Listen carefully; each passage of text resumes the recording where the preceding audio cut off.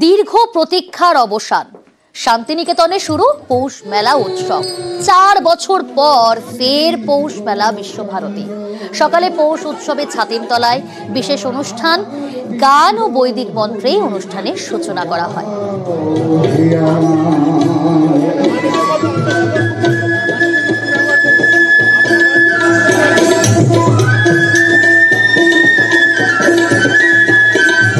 ইন্দ্রজিৎ রয়েছে সরাসরি আমাদের সঙ্গে শান্তিনিকেতন থেকে। ইন্দ্রজিৎ, কতটা খুশি শুধুমাত্র তো পর্যটকরা নয়, একটা দীর্ঘ প্রতীক্ষা 4 বছর, তারপর আজ থেকে শুরু হলো শান্তিনিকেতনের এই মেলা।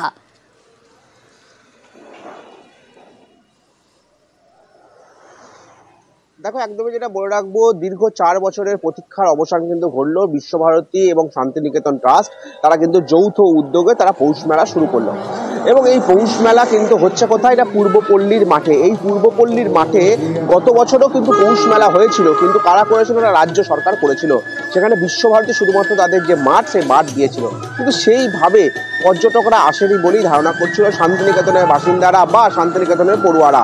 কারণ এবছর আবারও সেই পর্যটকের ঢল নেমেছে। এই কারণেই তারা বলতে চাইছে, কারণ যেহেতু বিশ্বভারতী এবং শান্তিনিকেতন ট্রাস্ট যৌথ উদ্যোগে আবারও রবীন্দ্রনাথ ঠাকুরের যে পৌষ মেলা, সেই পৌষ মেলা কিন্তু তারা করলো আজকে শান্তিনিকেতনে।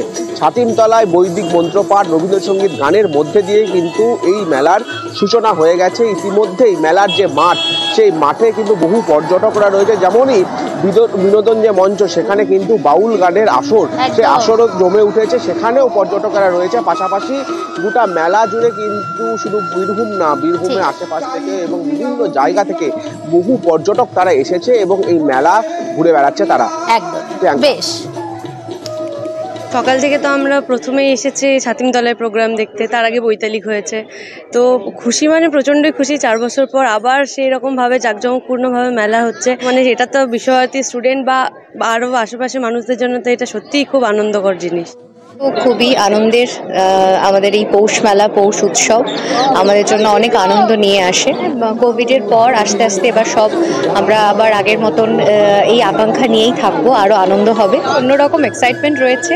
তো কতক্ষণে মেলায় যাব, সেই মেলা আবার ফিরে দেখব।